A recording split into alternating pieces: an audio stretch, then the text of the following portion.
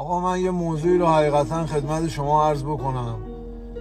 تا 40 سال پیش تا الان زاهدان قبل زمان شاه هم فکر نکن نفت خواه همینجوری بدبخت بنده خدا تو بدبختی دارن زندگی میکنن. الان هم برای من و توی که تو تهران و شمال و شمرون هستیم نمیخوان انقلاب کنن، نه به خاطر خودشون دارن انقلاب میکنن که چند وقتی که با همین فرمونی که ما داریم میریم این عبدالحمید بنده خدا رو هم میگیرن و خلاصه تمام میشه میره.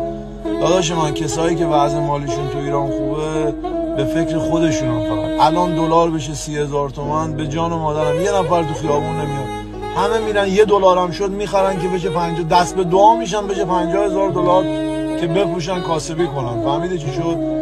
ایران یه کشوریه که جمهوری اسلامی یاد داده به همه پا با شونه بغلیت بذاری بری بالا، یعنی اون یکی رو بیاری پایین که تو بری بالا. همبستگی وجود نداره.